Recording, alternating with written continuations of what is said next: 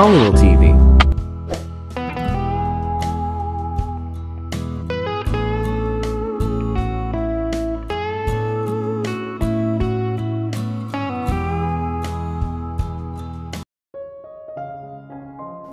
Oh, tinanghali kaya to ng gising apo. Puna ni Lola Tansy kay Ralph. Nahuli kasi sa pagdulog sa hapag ang lalaki para sa agahan. I had a rough night, sagot ni Ralph. Bakit naman? Usisa ni Lola Tansy. Matino at malinaw ang pag-iisip nito kanina pang paggising nito. Ikinatuwa iyon ni Bea, lalo pat mula sa paggising nito ay hindi pa siya nito pinagkakamalang si Rose. Tinanong lamang siya nito kung bakit sa couch sa kwarto nito ito natulog. Nang magpaliwanag siya ay kumunot ang noon nito. Ginawa ko yun, sabi nito na parang hindi makapaniwala na nagdaang gabi ay nagliligalig ito sa paghahanap kay Rose. Mukhang lumalala na ang sakit ko, biro pa nito. Sana ay mapagpasensyahan mo ako. Naku Lola, trabaho ko to, kailangan ko kayong pagpasensyahan, sagot niya. Ngumiti ito. Mabait kang bata, sabi nito. Inayusan niya ito kapag kuwan ay dinala niya ito sa komedor.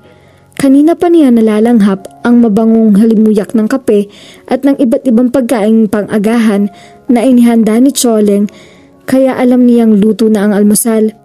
Wala pa si Ralph pagdulog nila ni Lola Tansy sa mesa. Nangangalahati na sila ng pagkain nang dumating ito. Halatang puyat ito. Hindi pa ito nakapag-aahit. Bakit naman pangit ang tulog mo? Usisa ni Lola Tansy. Marami lang akong iniisip la, sagot ni Ralph. Huwag ka masyado mag-isip at makatulog ka ng mabuti. Hala, kain na. Kapag nasa ganong estado ang pag-iisip nito, ay napakadali para sa kanya nakalimutan ang pagkakataong iginigit nito ang iba't ibang katauhan sa kanya. She seemed so normal. Dumulog na si Ralph sa hapagkainan. Itinihaya nito ang platong nakataob sa placemat. Iniabot niya rito ang serving dish na may lamang sliced wet bread. Naubos na ni Lola Tansy ang isa sa 2 peanut butter sandwich na ipinangako niya rito, kaya ay gagawa dapat niya ito ng isa pa. Ano ba yung ginagawa mo, Rose? Huwag mo akong atupagin. Kung atupagin mo yung asawa mo, sita nito sa kanya. Sa isang iglap ay parang binalot na naman ng alapaap ang isip ni Lola Tansy. Nagkatinginan sila ni Ralph. Mukhang pareho nilang alam ang iniisip ng isa't isa. Have you thought about it? Tanong nito. I have, sagot niya kahit ang totoo ay hindi pa. Pahayag na ako. Thank you, sabi nito. Hala, sige na Rose, asikasuhin mo ang asawa mo. Batang ito, wika ni Lola Tansy. Natitiyak niyang hahaba lamang ang usapan kung makikipagtalo pa siya rito, kaya sumunod na lamang siya sa ipinag-uutos nito. Inabot niya ang serving dish na may sinangag. Siya na naglagay ng kanin sa plato ni Ralph. Animo na tuklaw ng ahas ang itsura nito. Parang labis na namangha ito sa ginawa niya. Bagay na hindi niya maintindihan kung bakit. Anong kamangha-mangha sa paglalagay niya ng kanin sa plato nito? Hindi naman may kukumpara sa milagro ang siyensya na ginagawa niya. Isinunod niyang inilagay ang isang hiwa ng tapa at mukhang nahimasmasan na ito kahit papaano. Matipid ng ngiti na ang isinukli nito sa ginawa niya. Umayos na siya ng pagkakaupo. Timplahan mo siya ng kape. Ano ka bang bata ka? Wala ka bang alam sa paglalambing? Umarangkada na naman ang paninita ni Lola Tansy. Ngaling-ngaling sumagaw siya. Ang hirap magpanggap na asawa ng lalaki, hindi niya kinatutuwaan, lalo na maglambing dito. Hindi lambing sa katawan. Hindi naman siya ipinanganak na walang kalambing-lambing. Subalit alang-alang sa ikapapayapa ng mundo, minabuti niyang sundin na lamang ang utos ni Lola Tansy. Hindi naman niya ikamamatay kung ipagtitimplan niya ng kape si Ralph. Pagkatapos niya lagyan ng creamer at asukal ang kapeng isinali niya galing sa percolator, ay iniabot niya iyon kay Ralph.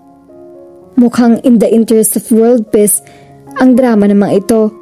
Sumimsim ito mula sa tasa pagkatapos ito magpasalamat sa kanya. Kapag kuwanin natigilan ito, nanlaki ang mga mata. Napaso ba to? Parang hindi naman ganun kainit ang kape.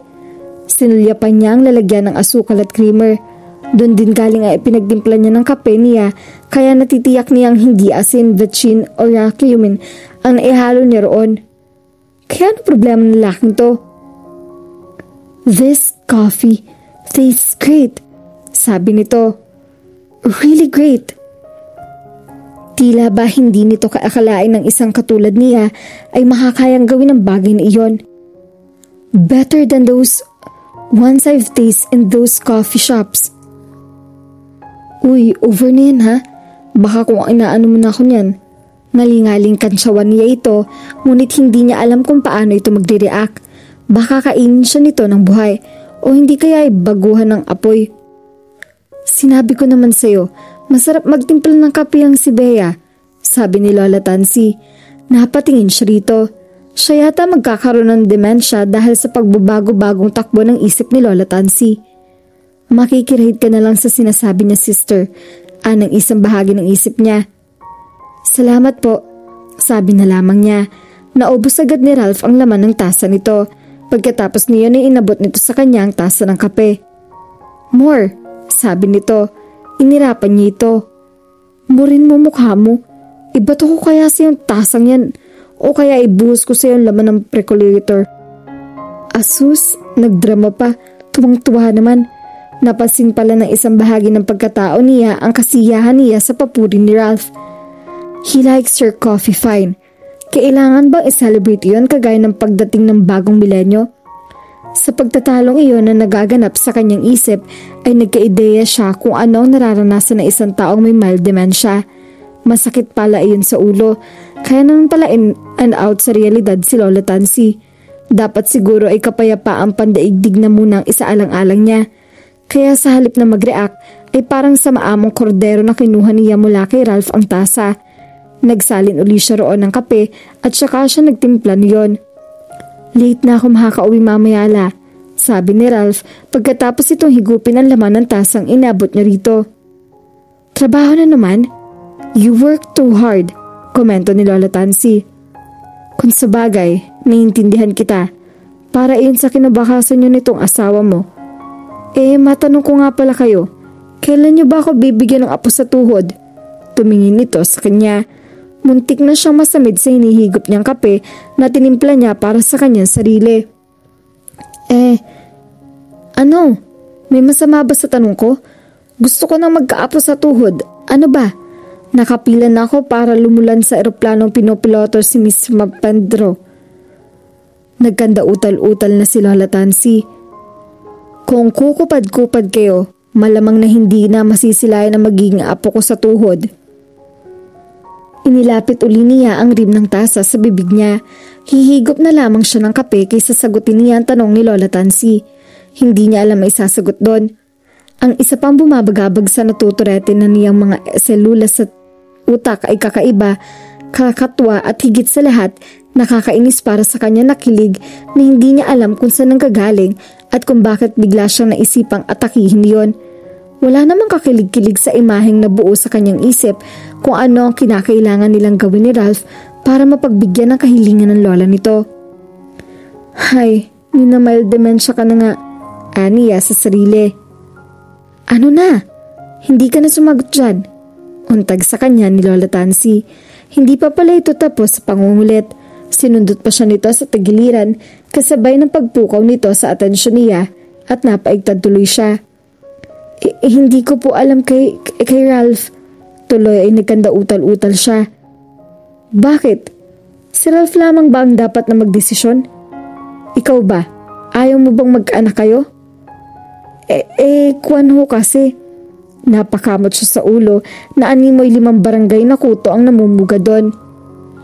"Hindi naman siguro sa walang ibubugang apo ko ano. Wala sa lahi namin na mahihina ang tuhod." Alam niyang namula ang kanyang mukha. May palagay siya na pati singit, kilikili at dulo ng buhok niya ay namumula. Ano bang pinagsasabi ni Lola Tansy? Ang mas mahalagang tanong, anong problema niya para maapektuhan siya sa mga pinagsasabi nito? Napapahiya si Bea," sabi ni Ralph. "Bea? Sino si Bea?" Lumingali nga si Lola Tansy. Tila hinahanap nito ang taong tinutukoy ng apo nito. Never mind, wika ni Ralph. I better go. Tumayo na ito. Bumaling sa kanya si Lola Tansy. Halikan mo man lang ang asawa mo, bata ka. Utos nito sa kanya. Itinulak pa siya nito na para bang nahuhulaan nito na balak niyang hintaying makarating sa Cubao si Ralph bago niya simulang habulin nito. Huminto si Ralph sa harap niya. Nagtama ang kanilang mga mata. Bahagyang ikiniling nito ang ulo. Nahulaan niya ang gustong mangyari nito. Alam niyang iyon ang magpapadali sa mga pangyayari kaya nagpaunlak na siya. Tumayo siya at saka niya kinintala ng pagkabanayad na halik. Ang pisngi ni Ralph. Hindi nga yata sumayad ang mga labi niya sa balat nito. So what? Napepeke nga suntok at sampal. Ang halik pa kaya? Ihatid mo sa labas ang asawa mo at doon mo halikan ng maayos. Batang ito, kaya naman pala hindi kayo magkaanak. Pumalatak ito. Let's go. Hinawakan siya ni Ralph sa braso at halos pakaladkad siyang dinala sa sala. Nang matiyak nito na hindi na sila abot sa paningin ng lola nito, ay saka siya nito pinakawalan. Sige na, anito at tumalikod na ito. Naiwan siya sa nakatunganga rito. Hoy, aling may mild dementia na rin yata. Anong hinihintay mo riyan? Ang balikan kanya't halikan? Maghihintay ka hanggang sa susunod na siglo. Kinalma niya ang kanyang sarili bago niya binalikan si Lola Tansy. The job was proving to be harder than she had anticipated. Kakayanin ba niya iyon? Kapag may knowledge, may power. Ayon iyon sa namamayapang si Ernie Baron. Parang gusto ni Bea na maging alagad ng sumasakabilang buhay na namamahayag. Totoo naman kasi ang sinasabi nito, isang uri ng kapangyarihan ng pagkakaroon ng kaalaman. Kaya nga balak niyang alamin ng lahat ng tungkol kay Rose. Gusto niyang malaman kung bakit na ipagmamalaki siya ni Lola Tansy sa babaeng iyon. Mahirap kausapin si Ralph tungkol doon. Pwes, may iba pa siyang pwedeng pagkuhaan ng impormasyon. Anong ginagawa ni Choling? Wala pa yata siyang nakikilalang kasambahay na hindi niya magagawang himukin na magsiwalat ng nalalaman nito tungkol sa buhay-buhay ng mga taong pinaglilingkuran nito. Itatanggi man kasi ng marami, masarap naman talagang pag-usapan ang buhay ng may buhay. Naku ate, si Rose, girlfriend ni Kuya Ralph, pero matagal na silang wala. Parang ibong adar na ako makakanta si Choleng. Napakatamis ng tinig nito. Mabuti na lamang at hindi yun nakakaantok at mukhang hindi naman siya magiging bato kapag naiputan siya nito sakali mang makatulog siya. Tumera yun dito ate. Ilang buwan din yata. Wala pa kasi ako noon. Kinikwento lang nung nauna sa akin dito si Manang Lorkreng. Nagleben sila ni Kuya? Hindi na niya kailangan magtanong kay Choleng. Katulad na nabuksang gripo, tuloy-tuloy ang daloy na impormasyon mula rito. Ang hindi nito masyadong maikwento sa kanya ay ang tungkol sa naging ugnayan ni na Lola Tansy at Rose. Gusto niyang malaman iyon para magka-ideya siya kung bakit parang na-obsess dito si Lola Tansy. Obsess ang salitang ginamit niya dahil natitiyak niyang ganun ito kay Rose. Pero walang alam si Choleng tungkol doon. That means she would have to find out the hard way. Si Ralph mismo dapat niyang tanungin. Sana lang makipag-cooperate ito sa kanya at hindi nito isipin na gusto lamang siyang sumagap ng chismis. It was a peaceful day. Natuklasan ni Bea na hindi talaga mahirap alagaan si Lola Tansy. Makulit ito pero hindi sobra. Hindi rin ito pala utos. Hindi rin ito kagaya ng ibang matatanda na alam nang hindi kayang tumayo at maglakad ay nagpupumilit pa rin gawin ang mga bagay na iyon. Ang kailangan lamang niyang gawin sa akayan ay ang pakikipagtaguan ng pag-iisip nito sa totoong mundo. Ang masaklap lang, mukhang tumanim na sa isip nito na siya nga si Rose. Kaya sa mga pagkakataong nagli-leave o absent sa realidad ang isip nito ay ipinagpipilitan nito ang katauhan ng babae sa kanya. Rose, halika. Ang pagtawag na iyon sa kanya ni Lola Tansy ang pumukaw sa kanya mula sa pagmumuni-muni. Mukhang nakasanayan niya niyang tawagin siya nitong Rose dahil lumilingon agad siya kapag tinatawag siya nito sa ganoong pangalan. Kanina, habang nagpapahangin ito sa pasyo, ay nakatulog ito dahil doon ay nagkaroon siya ng pagkakataong magmuni-muni. Gising na ito at base sa maigsing karanasan niya sa pag-aalaga rito, kapag ganoong bagong gising ito ay matindi ang panlalabo ng isip nito. Hindi siya nagkamali. Hayun nga, at Rose na naman ang tawag nito sa kanya.